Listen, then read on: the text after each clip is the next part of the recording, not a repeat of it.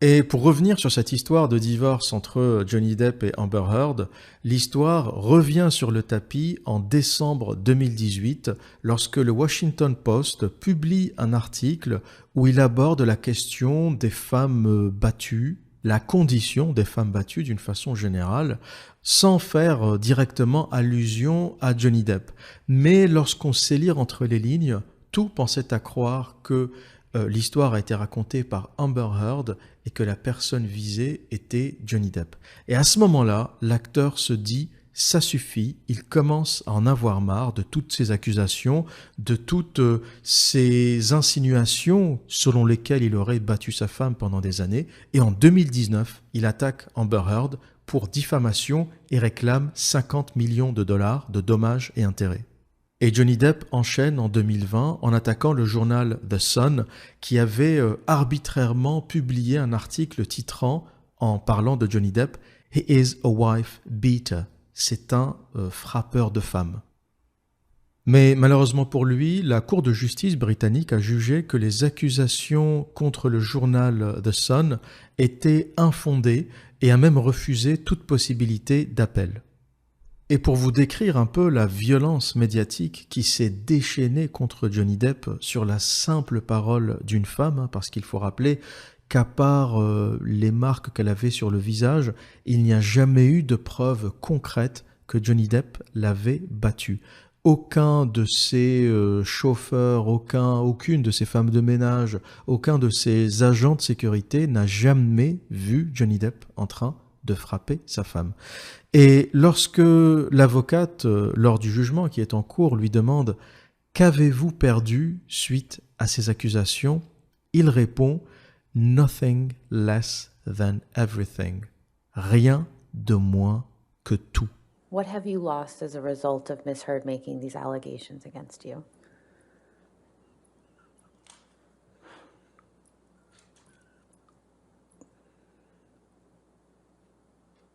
Nothing less than everything. Nothing less than everything. Because when the allegations were made, when the allegations were rapidly circling the globe, telling people that I was a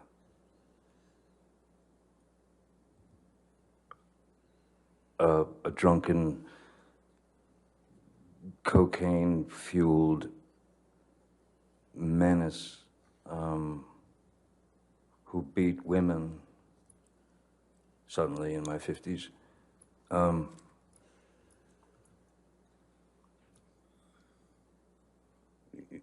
It's over. Et il continue « Je vivrai avec ça toute ma vie, quel que soit le résultat. » I'll put it to you this way. No matter the outcome of this trial, the second the allegations were made against me, the accusations, the second that more and more of these things, as I said, metastasized and turned into fodder for the media, once that happens, or once that happened, I lost then. That is to say, I lost because that is not a thing that anyone is gonna just put on your back for a short period of time. I will live with that for the rest of my life because of the allegations and because it was such a high-profile case. So I lost then, no matter the outcome of this trial. I'll carry that for the rest of my days. Et ça, c'est le deuxième point que je souhaitais aborder, c'est extrêmement important. Ce qu'il vient de dire, c'est que quel que soit le résultat de ce jugement, quel que soit le résultat, quelle que soit l'issue de cette attaque en diffamation, même si la Cour donne raison à Johnny Depp, Le mal qu'a fait Amber Heard est irréversible parce qu'on a basculé dans un monde où les tribunaux aujourd'hui sont médiatiques.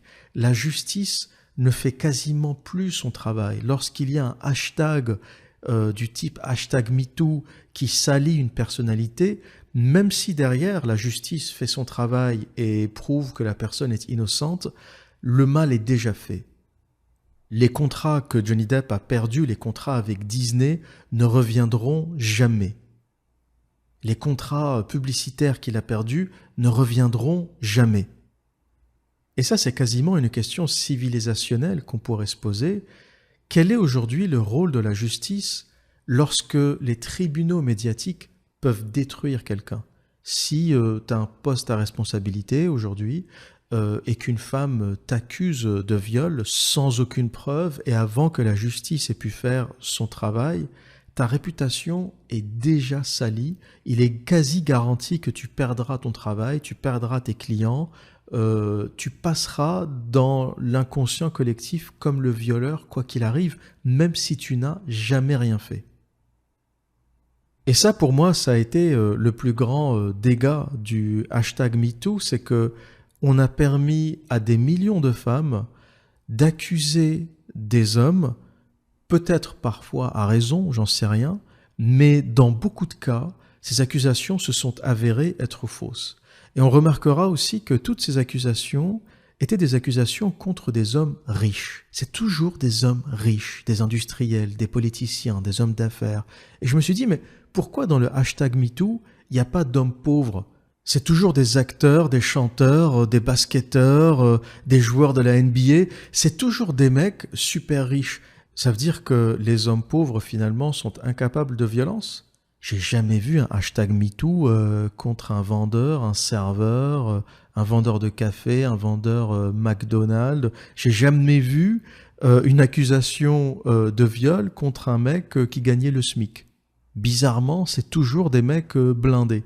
Et quelque part, on comprend que beaucoup de ces femmes, encore une fois, je dis pas toutes, hein, peut-être que dans l'eau, sur les 2000 ou 5000 hashtags MeToo publiés, il y en a 2 ou 3 de vrais, mais je dois dire que dans l'eau, la plupart des affaires n'ont pas mené à grand-chose. Et à chaque fois qu'on creuse un peu, c'est souvent une femme qui, quelque part, avait accepté la relation avec cet homme en espérant quelque chose, en espérant un film. Dans le cas de Harvey Weinstein, beaucoup de femmes, on retrouve des photos de lui avec des femmes qui sourient, les femmes qui l'embrassent, etc. Et ces mêmes femmes vont porter plus tard, vont porter plainte pour viol.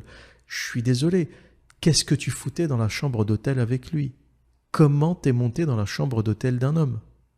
Si j'invite directement dans ma chambre une collègue de travail, si elle a un peu de bon sens, elle va refuser. Elle sait très bien ce qui va se passer, on va pas jouer aux billes. Donc une femme qui se tient, qui sait se tenir, elle aurait simplement dit non. Donc ces histoires de femmes qui racontent « Ouais, j'étais tranquille, je l'ai rejoint dans un hôtel, puis je suis monté dans sa chambre. » Là, t'as envie de lui dire « Attends, tais-toi, chut, arrête. Tu l'as rejoint dans un hôtel, pourquoi? T'es monté dans sa chambre, pourquoi? Ah ouais, mais on devait discuter des contrats dans sa chambre. Tu discutes des contrats dans sa chambre. En peignoir, la bite à l'air. » Et ce que dit Johnny Depp lors de ce jugement résume très bien la situation. C'est-à-dire qu'une fois que tu as été accusé, tu vivras avec, quel que soit le résultat. Il n'y a plus de marche arrière lorsqu'une femme t'a accusé de viol, que ce soit vrai ou faux. Le tribunal médiatique, de toute façon, va te flinguer ta vie. Ensuite, que le juge te donne raison, que tu fasses appel, que toutes les preuves montrent que finalement tu es innocent, ça devient anecdotique. Elle t'a déjà flingué ta vie. Et pour Johnny Depp, sa carrière est déjà finie et déjà foutue. Tous ses contrats ont sauté, Disney ne veut plus travailler avec lui, même s'il s'avérera peut-être à l'issue de ce jugement qu'il n'a jamais vraiment été violent, et c'est plutôt le contraire, hein, c'est ce qu'on verra un peu plus tard, c'est plutôt Amber Heard qui l'aurait tabassé. Ça ne changera absolument rien parce qu'elle lui a fait perdre quasiment 10 ans de sa vie, hein, à l'époque où il avait été accusé de violence. Il avait 48 ans, il pouvait encore peut-être faire un dernier épisode de Pirates des Caraïbes. 10 ans plus tard, il en a 58, elle lui a flingué 10 ans de sa vie. Et aujourd'hui, il demande 50 millions de réparation, mais c'est rien du tout par rapport à ce qu'elle lui a fait perdre. C'est rien du tout. Elle lui a fait perdre 10 ans de tournage en raison avec toutes ces bêtises. Et pour Johnny Depp, 50 millions, c'est l'équivalent de 2 films et demi, quoi. Donc, en 10 ans, il aurait pu faire beaucoup plus. Donc, je trouve qu'il a été très raisonnable en ne réclamant que 50 millions de dommages et intérêts. Et surtout, on sait que Amber Heard est insolvable. Elle n'a pas 50 millions. Donc, ce que fait Johnny Depp, et c'est important à comprendre parce que ça donne le cadre du jugement en cours, il le fait simplement pour restaurer sa réputation. C'est tout. Il sait qu'il ne touchera pas d'argent d'Amber Heard parce qu'elle n'a pas 50 millions, elle n'a pas cet argent. Donc finalement, il attaque en justice quelqu'un d'insolvable. Et vous savez que quand vous attaquez quelqu'un en justice pour diffamation, s'il n'a pas l'argent, même si le juge, la décision de justice déclare que vous avez gagné, qu'on doit vous rembourser vos frais de justice, qu'on doit vous rembourser ou vous payer vos dommages et intérêts, si l'autre partie n'est pas solvable, vous ne toucherez jamais rien. Petit conseil à tous ceux qui veulent se lancer dans des attaques pour diffamation, attaquez au moins des gens qui ont les moyens, quoi. N'attaquez pas des clochards qui ne pourront jamais vous payer. Et il sait aussi que l'issue de ce jugement, même si favorable, ne rattrapera jamais les contrats qu'il a perdus. Donc, il fait tout ça simplement pour rétablir la vérité, pour dire la vérité au monde, et pour vivre en paix avec lui-même. Il le fait peut-être aussi pour ses enfants, pour ne pas que ses enfants grandissent avec l'idée que leur père était un monstre violent qui tabassait leur mère.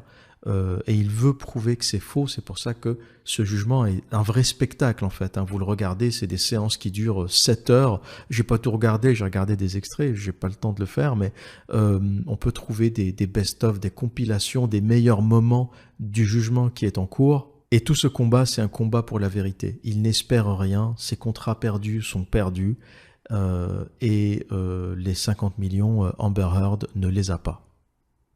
Et le jugement en cours est extrêmement intéressant parce qu'on voit témoigner les majordomes, les chauffeurs, les agents de sécurité qui racontent chacun, les policiers aussi, qui racontent chacun leur version des faits.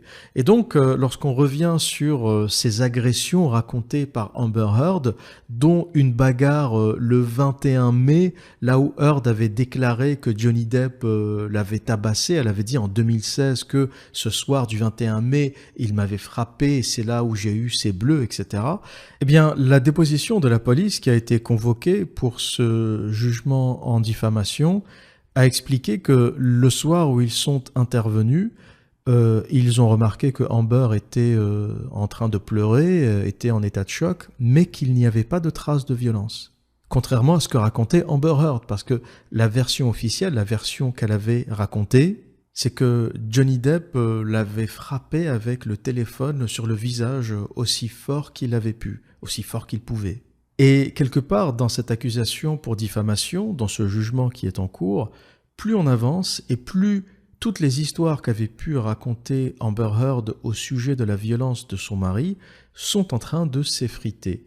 Et on écoute au cours de ce jugement des audios, il y a des audios qui sont passés, qui ont été enregistrés tantôt par Amber, tantôt par Johnny Depp, pour essayer de prouver la violence de l'un ou de l'autre.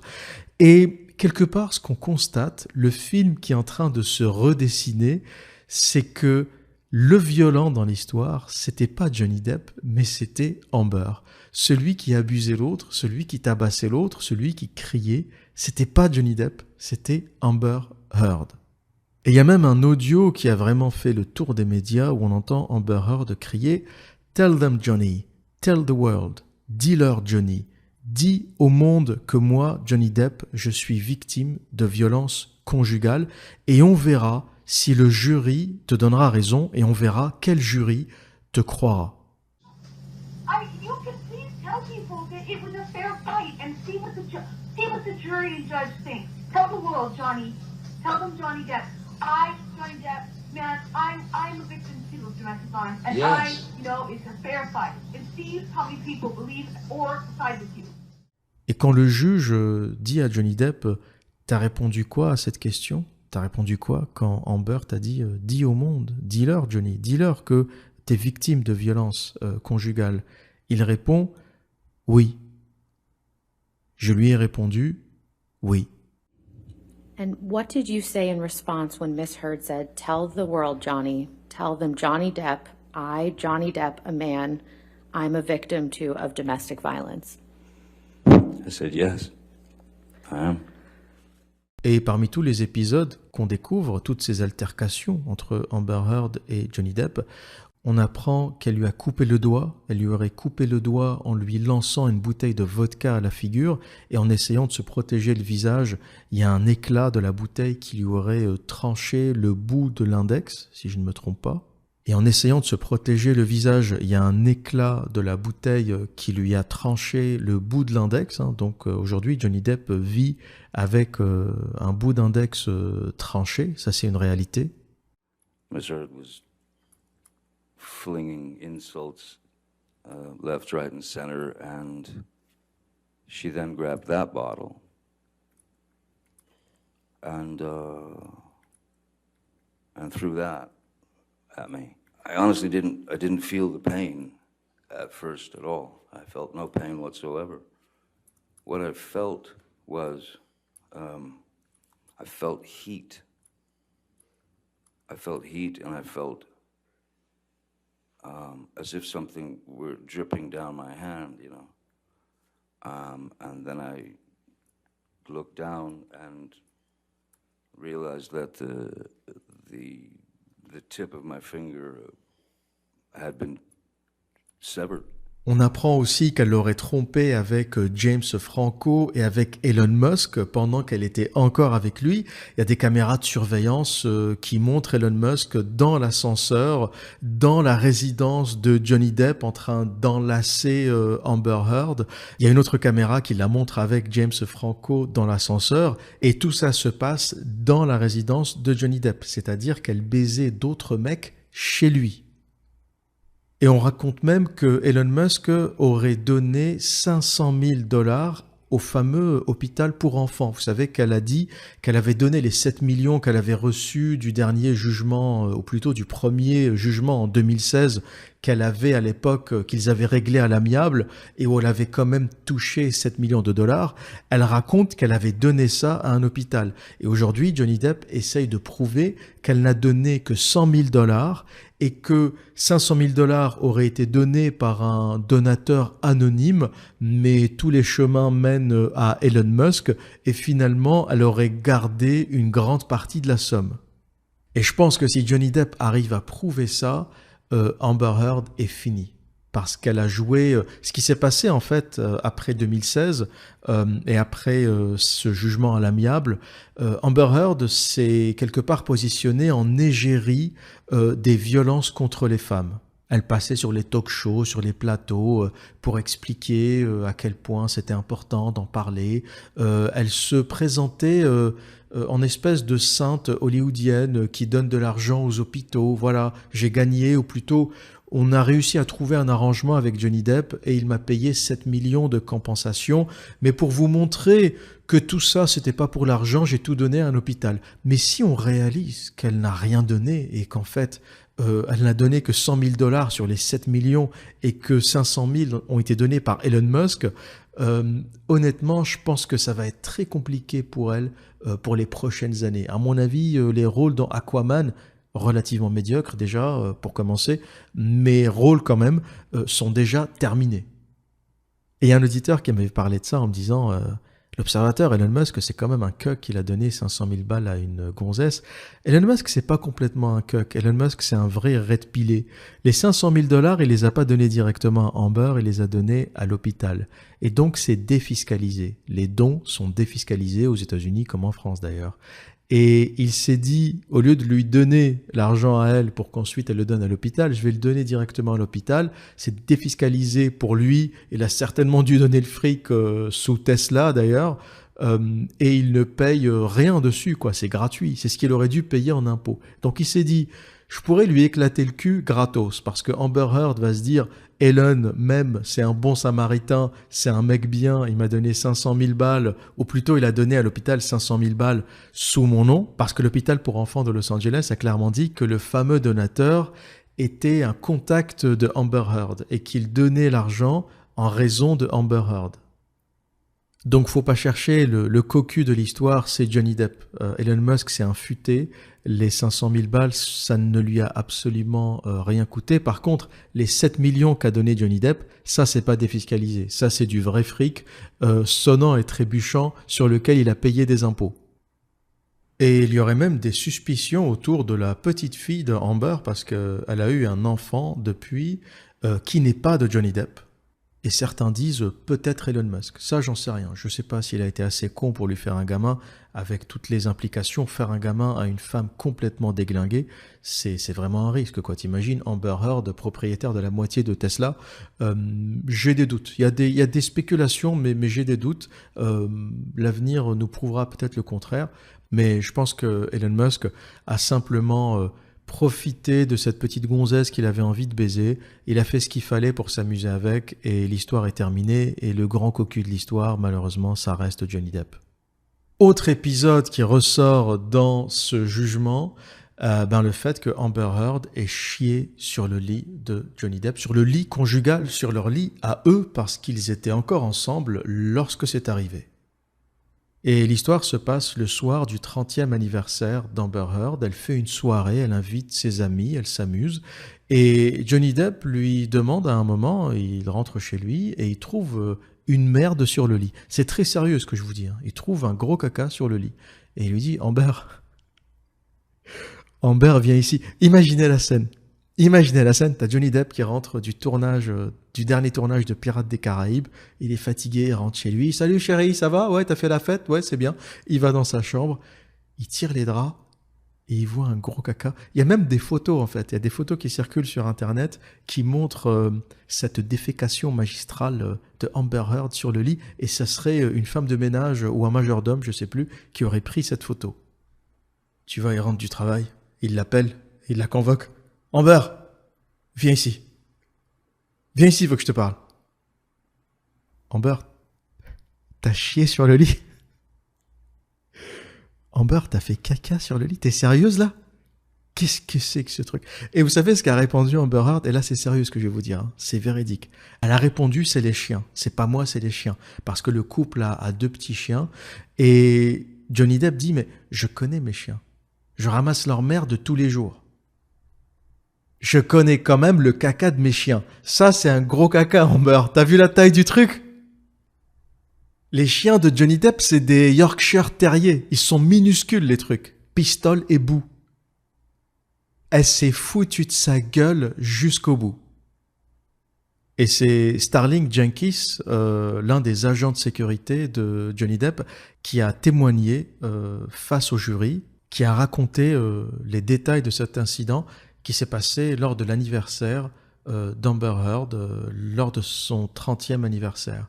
Et depuis, elle aurait répondu qu'elle avait voulu faire une blague. Voilà, finalement, elle a dit « Oh, on a fait la fête, on s'est amusé, peut-être qu'on était un peu bourré, et j'ai voulu te faire une blague. » Imagine, Johnny Depp, t'as chié sur mon lit? T'as chié dans le lit pour faire une blague? Mais c'est quoi cette gonzesse? Et tu vois que je pense que c'est à ce moment-là qu'il a décidé de la quitter. En fait, à mon avis, tous les épisodes avant, il a supporté. Quand tu rentres chez toi le soir, t'as une grosse merde sur ton lit, chier par ta femme, je pense que là, c'est le point de non-retour. On est d'accord. La meuf, pour son anniversaire, pour ses 30 ans, elle te chie sur le lit. J'ai halluciné. J'ai relu cette histoire, j'y croyais pas. Je me suis dit, c'est pas possible. C'est un truc pour faire le buzz. Non, c'est vrai.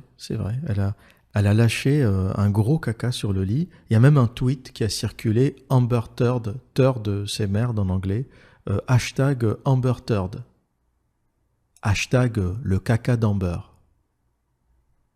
Et on découvre aussi un autre épisode qui est raconté dans ce jugement qui est extrêmement, j'allais dire qui est presque touchant. C'est un audio où on entend Johnny Depp dire « Tiens, coupe-moi, c'est ce que tu veux. Tu m'as déjà tout pris. Tu veux mon sang? Prends-le. » Et le juge demande à Johnny Depp, c'est quoi cet audio? Qu'est-ce qui s'est passé? Qu'est-ce que tu racontes? Qu'est-ce que tu es en train de dire? Ben, il dit, en fait, c'est un moment où j'étais à bout, j'avais un couteau dans ma poche, je sors le couteau, je fais comme si j'allais me couper le bras, j'allais me taillader les veines, et je regarde Amber et je lui dis, tiens, prends le couteau et coupe-moi si tu veux, tu m'as déjà tout pris, il n'y a que mon sang que tu n'as pas encore pris. I had a knife in my pocket, and I just took the knife out and I said, "Here, cut me."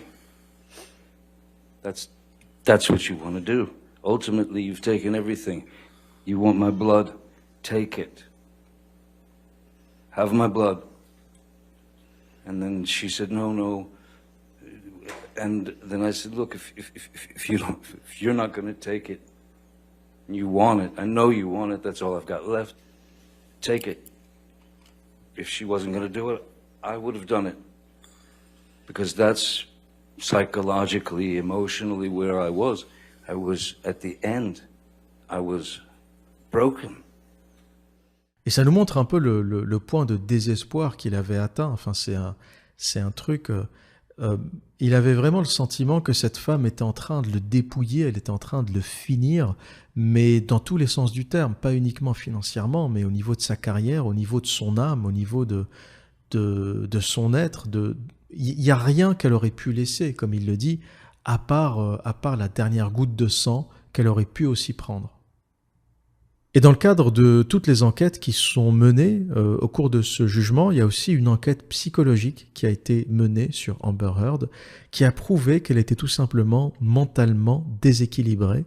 Elle a été diagnostiquée comme ayant un trouble de la personnalité histrionique.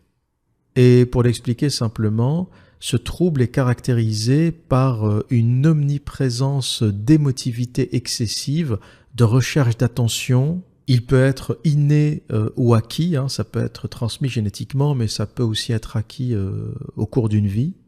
Et les personnes atteintes de ce syndrome ont aussi tendance à dramatiser les choses. Et il faut aussi savoir que, comme l'hystérie, il est très présent chez les femmes. Mais au-delà des problèmes psychologiques de Amber Heard, qui sont réels, son attrait pour le drama, pour la violence, pour la méchanceté, pour le mensonge, pour la manipulation, c'est des traits qui sont communs à beaucoup de femmes, mais qui sont extrêmement exacerbés chez elle.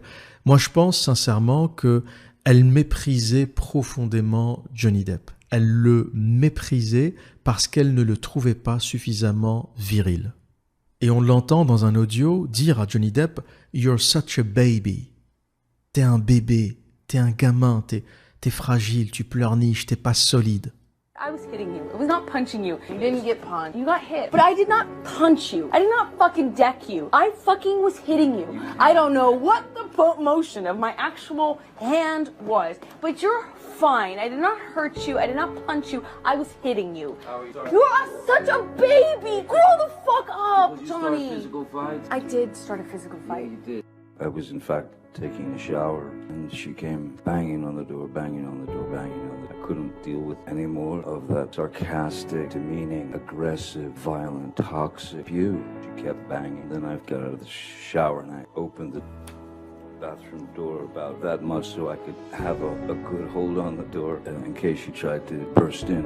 I was right, she did. I was pushing her, all her weight on the door, trying to get in. I didn't want to let her in because she was not in the best of moods. Et quelque part, c'est une femme qui a besoin de virilité, c'est une femme qui a besoin de sentir la domination chez un homme, qui a besoin peut-être aussi de sentir la violence. Quelque part, elle a peut-être exercé sur Johnny Depp la violence qu'elle aurait aimé qu'il exerce sur elle. Je n'en sais rien. Ou du moins, pour ne pas parler de violence, la domination. Parce que finalement, toute la violence qu'elle lui a crachée à la gueule, c'était peut-être simplement une recherche de réaction. Elle attendait simplement qu'il réagisse et Johnny Depp évitait le conflit. Ça, c'est quelque chose qui ressort. On a les preuves aujourd'hui. On sait qu'il ne l'a jamais touché. Dans toutes les vidéos qui circulent, on le voit énervé, on le voit claquer les portes des cabinets de la cuisine, etc. Mais jamais, au grand jamais, on ne le voit toucher Amber Heard. Il ne l'a jamais frappé. Il a crié, il était en colère, il a casser des verres, donner des coups de pied dans des portes, etc. Mais il ne l'a jamais touchée. Par contre, elle l'a tabassée et on entend dans un audio lui dire « It was a fair fight ». C'était une bagarre juste. Elle l'avait tabassée et elle lui dit « Là, c'est une bagarre juste ». En fait, voilà quoi, j'ai tapé, t'as tapé. En fait, lui n'avait pas tapé en réalité, mais c'est ce qu'elle lui dit. It was a fair fight. You can please tell people that it was a fair fight and see what the jury and judge think. Tell the world, Johnny. Tell them Johnny Depp. Johnny Depp, man, I'm a victim too of domestic violence, and Yes. it's a fair fight. And see how many people believe or side with you. Le même audio où elle criait « Dis-leur, Johnny, dis au monde que t'es un homme battu, dis-leur ». Et quelque part, c'est juste une gonzesse qui aime la fight. C'est une gonzesse qui aime taper. Et à mon avis, elle n'a pas trouvé le bon candidat parce que Johnny Depp n'est pas un violent. Ce n'est pas un violent et quelque part, bizarrement, elle lui a reproché publiquement sa violence ou sa pseudo-violence, mais en réalité, au plus profond d'elle-même, je pense qu'elle a regretté qu'il ne soit pas vraiment violent. Je pense qu'elle aurait aimé avoir des séances de fight avec lui. Et chose intéressante d'ailleurs, vous savez, on a parlé du fait qu'elle l'ait trompé avec Elon Musk. On a vu Amber Heard sortir avec Elon Musk dans la rue après une rencontre et Elon Musk avait des marques au visage. Est-ce que Elon Musk aimait aussi les parties de fight et de bagarre avec Amber ? Peut-être. Vous savez que il y a beaucoup de gens qui se demandent mais pourquoi il y a autant de déviance chez les milliardaires ? Pourquoi on a ces histoires un peu bizarres ? On a toujours des affaires bizarres autour des gens très très riches quand ça tombe pas dans l'extrême de la pédophilie, etc. Et moi je pense que lorsque tu as tout dans la vie, lorsque tu atteins un niveau de richesse tellement élevé que finalement tout est accessible, tu recherches l'interdit. Tu recherches ce que tu ne peux pas acheter, ce que tu ne peux pas avoir. Et je pense que tout homme équilibré doit avoir des choses qu'il ne peut pas acheter dans la vie, ou doit avoir des choses auxquelles il ne peut pas accéder, parce que c'est ton moteur pour vouloir y accéder. Il faut toujours se garder un projet que tu as envie de faire, un voyage que tu as envie de faire, une aventure que tu as envie de faire ou de prendre. Mais une fois que tu as tout réussi, qu'est-ce qui te reste ? Et je pense que c'est là où tu tombes dans des excès, où tu as envie de faire des choses que, quelque part, tu n'as pas dans ta vie de tous les jours en raison de ta richesse. J'avais même une escorte avec qui j'avais discuté et elle me racontait quelques-unes de ces histoires incroyables. D'ailleurs, il faudrait peut-être que je lui propose de faire un podcast. Je ne sais pas si elle va accepter, on verra. Où elle me dit, tu serais surpris de voir le nombre d'hommes extrêmement riches, extrêmement puissants, qui viennent me voir pour me demander de les taper, de les gifler, de leur marcher dessus, de leur cracher dessus, de leur parler comme des merdes, de les soumettre. Et ils adorent ça parce que plus personne ne fait ça dans la vie réelle. Ils viennent d'un monde où tout le monde est soumis à eux et ils recherchent un peu de résistance, un peu de fight. Et je serais pas surpris qu'Elon Musk aime ce genre de choses. Que dans le privé, il fasse des petites bagarres avec Amber Heard. Elle kiffe la baston, lui aussi. Elle est originaire du Texas, hein. Elle vient d'une famille traditionnelle où les hommes sont extrêmement virils. Donc la Californie, c'est pas très viril pour elle. C'est peut-être pour ça aussi qu'elle recherchait. Amber Heard recherche aussi peut-être son père abusif, hein. Elle a aussi son lot d'histoires difficiles dans l'enfance. Et je pense qu'elle a détesté Johnny Depp parce que lui, c'est authentiquement un garçon bien. Johnny Depp, c'est un mec bien. C'est pas un bagarreur, c'est pas un mec qui frappe les femmes, c'est pas un violent, c'est juste un mec bien. Et il est tombé sur une femme qui voulait le contraire. Il est tombé sur une femme qui voulait que lorsqu'elle te parle mal, tu lui donnes une gifle. Et je pense que Amber Heard aurait aimé ça. Parce qu'elle le provoquait, elle le poussait, elle l'énervait, elle le poussait à bout. N'importe quel homme dans cette situation lui aurait décoché une baffe. Johnny Depp ne l'a jamais touché. Ce qu'il faisait, en fait, c'est qu'il partait. Il partait, il claquait les portes, il s'enfermait. En fait, il fuyait la confrontation. Un peu comme son père, d'ailleurs, le faisait avec sa mère. Et à mon sens, cette relation, c'est un peu ça. C'est une incompatibilité totale entre un gentil garçon, un mec qui aime authentiquement les femmes, et une bad girl, une badass qui cherchait un mâle dominant qui aurait pu la tenir, lui foutre quelques coups de savate. Et je pense qu'elle recherchait ce sentiment. Elle voulait être dressée et Johnny Depp n'a jamais voulu la dresser. D'autant plus qu'elle avait aussi une sexualité débridée, elle avait une sexualité fluide, pour utiliser un mot à la mode. Et après sa rupture avec Johnny Depp, elle s'est mise à fréquenter Bianca Butti, qui est une actrice et une réalisatrice américaine pas très connue, mais homosexuelle. Et Amber Heard a eu par le passé des relations lesbiennes avec d'autres femmes. Donc, elle a aussi on va dire, une vie sexuelle pas très simple ou pas très normale, on va dire. Et pour résumer cette histoire, je pense que les péchés capitaux de Johnny Depp que tout homme devrait connaître et que tout homme devrait éviter, c'est que, pour commencer, c'est un homme qui ne sait pas rester seul, c'est un homme qui ne sait pas vivre seul, comme je le disais au début de ce podcast, et tout homme qui ne sait pas vivre apaisé avec ses pensées, avec ses méditations, tout homme qui n'aime pas sa solitude et donc qui ne s'aime pas lui-même est condamné au malheur. Parce que tu passeras ta vie à essayer de chercher le bonheur chez les autres, tu passeras ta vie à essayer de t'accrocher aux autres, tu passeras ta vie à chercher la validation des autres, et comme tu ne l'auras pas, ou du moins tu l'auras peut-être de temps en temps et tu ne l'auras pas dans d'autres cas, tu es condamné à avoir des émotions calibrées sur le reflet que te donnera la société de toi-même. Et vivre comme ça, c'est ce qu'on appelle l'enfer. Le deuxième péché capital de Johnny Depp, c'est qu'il a tenté de projeter son enfance sur son mariage. Il voyait dans ses couples la reproduction, le match retour de la relation de ses parents, et il essayait de faire mieux. Sa mère était abusive et donc il voyait dans chaque femme abusive sa mère. Son père était plutôt pépère, plutôt en retrait, qui subissait les violences de sa mère, et il s'est dit « moi je vais pas faire comme mon père ». Finalement il a fini inconsciemment par reproduire le comportement de son père, mais il se disait consciemment, et c'est lui qui le dit encore une fois, c'est pas moi qui l'invente, et il dit « je suis resté dans cette relation parce que je voulais être plus fort que mon père, je voulais faire mieux que mon père qui a subi une femme violente, qui a subi une femme psychologiquement déréglée, moi je voulais faire mieux, je voulais rester, je voulais que ça marche, je voulais que les choses se passent bien ». Et il faut être conscient que la vie de nos parents a été ce qu'elle a été. On n'a pas le rôle de la reproduire, on a le rôle de vivre la nôtre et d'inventer la nôtre, et pas de vivre par procuration ou de vivre par négatif en essayant de mimer ou au contraire d'éviter les comportements de nos parents.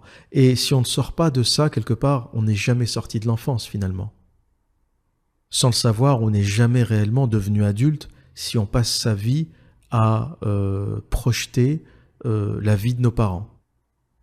Troisième péché capital, il s'est mis avec une femme avec laquelle il n'était pas aligné ni spirituellement, ni sexuellement, ni sur le point de vue de la virilité. C'est une femme qui a beaucoup, comme dirait Otto Weininger, de virilité, qui a beaucoup de H, d'homme. C'est un terme utilisé par Otto Weininger dans son livre « Sexe et caractère », que certains ont repris sans le citer, mais ça c'est une autre chose.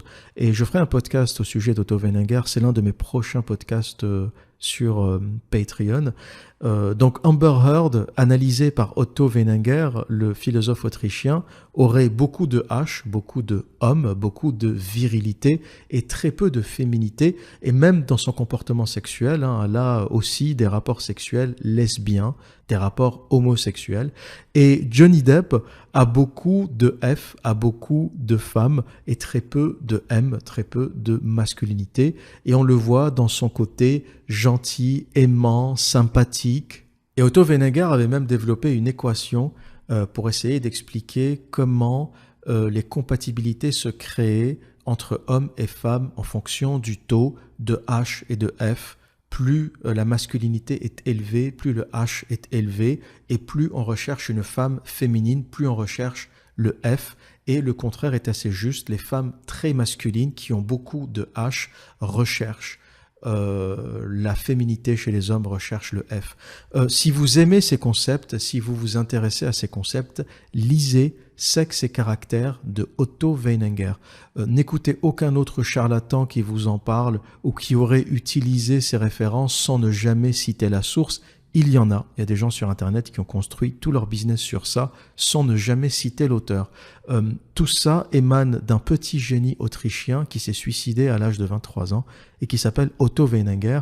Et je prépare un sujet pour en parler plus en détail. C'est un auteur qui m'a fasciné. C'est un livre que j'ai dû relire 2 ou 3 fois, qui est très difficile à trouver en ce moment. Mais si vous avez l'occasion de mettre la main dessus, je vous le conseille très largement. Donc il y a un vrai problème d'incompatibilité entre Johnny Depp et Amber Heard. Elle est extrêmement masculine, extrêmement virile. Elle voulait de la fight, elle voulait un homme qui lui donne un peu de répondant. Et Johnny Depp est extrêmement féminin. C'est un garçon gentil, c'est un garçon bien, qui n'a jamais levé la main sur une femme. Et tout ce qu'il faisait, c'était tenter d'échapper à la confrontation avec Amber Heard. Il se sauvait quelque part, il piquait des colères, mais sans jamais la toucher. Et je pense sincèrement qu'à l'issue de ce jugement, la notoriété de Johnny Depp sera restaurée, même si pour lui, à bientôt 60 ans, ça ne changera pas fondamentalement sa carrière ou son avenir, mais au moins pour lui, pour ses enfants, pour ses amis, pour sa famille, le monde saura qu'il n'a pas touché à cette femme, qu'il n'a pas fait preuve de violence à son égard et que c'est simplement une femme déréglée qui a voulu bousiller sa réputation, peut-être aussi pour gratter un peu d'argent, mais je ne suis pas certain. Je pense que ce qu'elle recherchait, c'était plus quelque chose de l'ordre du dérèglement psychologique et une violence qu'elle ne pouvait pas contrôler qu'autre chose. Et il se peut que si d'autres témoignages ressortent, eh bien la violence d'Amber Heard, et ça commence déjà, il y a l'une des ex d'Amber Heard, Tasia Vanry, affirme avoir été victime de violences conjugales lorsqu'elle fréquentait Amber Heard, et je pense que ce n'est pas la dernière affaire qui refait surface. Voilà donc ce que j'avais à dire au sujet de Johnny Depp. Je pense que c'est une leçon, c'est un exemple de ce qu'il ne faut pas faire. C'est un exemple aussi, lorsqu'on est un homme, de voir comment une femme peut vous détruire, même lorsqu'on est un homme qui réussit. Si on s'associe à la mauvaise femme, les conséquences peuvent être irréversibles. Votre vie pourra être détruite de manière irréversible. Et quelque part, les tribunaux médiatiques se sont substitués aux cours de justice. Il suffit aujourd'hui de tweeter un tel m'a fait ci, un tel m'a frappé, un tel m'a violé, pour que votre carrière soit complètement détruite. Et même si vous passez 10 ans en justice à essayer de prouver le contraire, il n'est pas certain que vous arriviez à rétablir votre réputation. Et comme le dit Johnny Depp, et c'est vraiment la phrase qui a retenu mon attention parmi toutes les vidéos, parmi toutes les heures de vidéos de ce jugement qui sont disponibles, la phrase qui a retenu mon attention, c'est celle où il dit « Je vivrai avec ça toute ma vie, quel que soit le résultat. » Voilà ce que j'avais à dire pour aujourd'hui. Et que dire d'autre? Eh bien, comme à mon habitude, prenez soin de vous et à très bientôt.